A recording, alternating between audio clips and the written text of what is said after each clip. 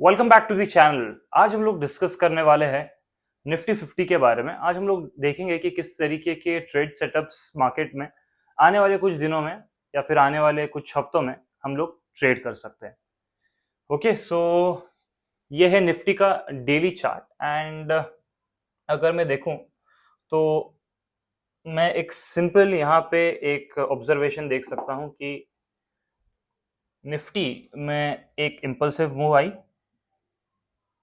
This was an impulsive move. I have labeled this as a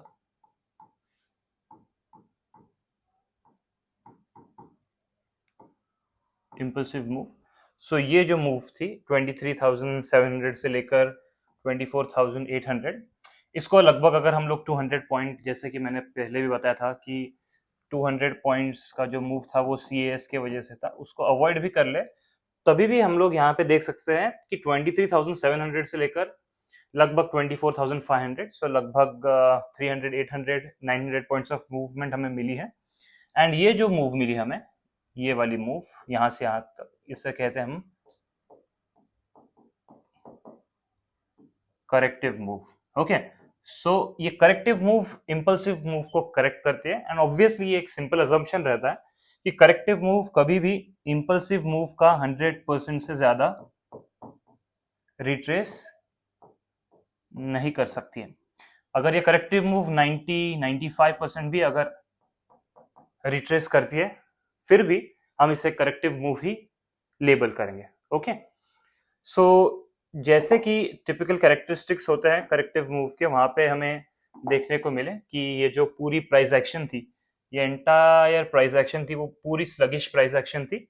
and ये correction देखिए आप कितने दिन का था,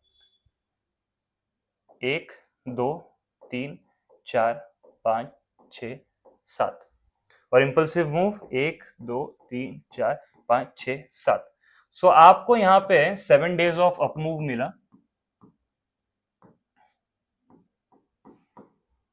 और उसके अगेंस्ट आपको मिला 7 डेज ऑफ करेक्शन। सो एक सिंपल लॉजिक ये बनता है कि 7 दिन लगे मार्केट को 700 से 800 पॉइंट ऊपर जाने में, और 7 दिन लगे मार्केट को सिर्फ 300 पॉइंट गिरने में।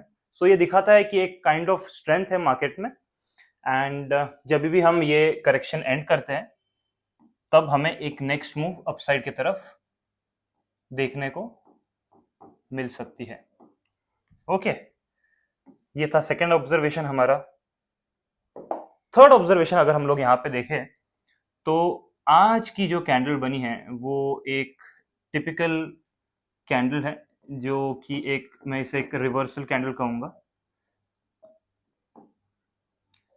ओके, सो रिवर्सल कैंडल क्यों? क्योंकि इस पूरे टाइम के दौरान ये कैंडल एक तो लोअर एंड पे बनी है, और दूसरी बात ये है कि ये कैंडल यहाँ पे फॉर्म हुई लगभग अराउंड, मैं आपको लेवल्स भी बोलता हूँ चलिए। सो ये कैंडल का ओपनिंग कहाँ था? ओपनिंग था लगभग 472 के आसपास। सो हम 472 पे ओपन हुए, हमने एक लो बनाया लगभग 265 का। सो 470 से आप 265 गए and end of the day में आपने एक बहुत अच्छी रिकवरी की है। ये हमें ये बताता है कि bulls at the end of the day में भी इन चार्ज में है और वो पीछे हटने का नाम नहीं ले रहे हैं, राइट?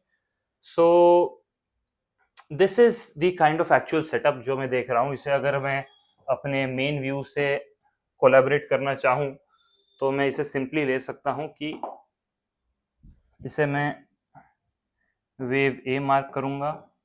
ये जो पूरा करेक्शन है इसको मैं एक चैनल्ड वे में ड्रॉ कर सकता हूँ, राइट? और इसे मैं वेव बी मार्क करूंगा। ओके, मैं इसे शायद, ये पूरा पैरेलल चैनल है, राइट? सो ये हो गया ए हमारा, ये हो गया सब वेव बी। और अभी देखना ये है कि क्या हम लोग सी में ऊपर जाते हैं कि नहीं। ये एक मेरा one of the main view है और इसके बेसिस पर आई हैव बॉट अराउंड, ये स्ट्राइक है 24,800 calls, September expiry, month and, और ये प्राइस मिला है लगभग मुझे 284 के आसपास, राइट। सो ये है, ये पूरा ओवरऑल सेटअप है, और ये ट्रेड इस बेसिस पे लिया गया है कि पहले तो आप 7 दिन के बाद भी आप कंटिन्यूसली गिर नहीं पा रहे हो, सेकेंडली आपको यहाँ पे एक रिजेक्शन कैंडल मिली है, और ये एक चैनल करेक्टिव मूव है, और इसके बाद आप फिर से वेव सी में ऊपर जा सकते हो, राइट। तो कल मेरा देखने का सबसे ज्यादा जो मैं जिस चीज को इंपॉर्टेंस देने वाला हूं वो होगी कैंडल की क्लोजिंग।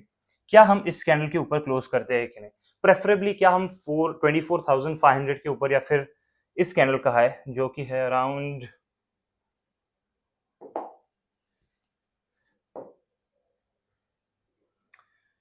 576, सो 24,500 या फिर 576, अगर हम लोग इसको एक लेवल दे दे 24,600 के ऊपर, अगर हम लोग यहाँ पे क्लोज करते हैं, देन वो हमें बताता है कि यार ये जो 7 डेज का करेक्शन है वो एंड हो चुका है, एंड फिर यहाँ से हम लोग ऊपर की तरफ जाने में तैयार हो चुके हैं, राइट। आर्ली चार्ट पे मैं लेकर चलता हूँ ताकि आप अपनी ट्रेड्स को, अपनी एनालिसिस को और भी ज्यादा फाइन ट्यून कर सकें, राइट।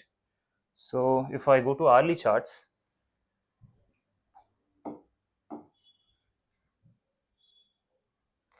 ये लास्ट का जो ये जो बार है, ये जो 70-80 पॉइंट्स का मूव आया, that was purely due to CS. इसको हम इस सिचुएशन में डिसरिगार्ड करेंगे, राइट।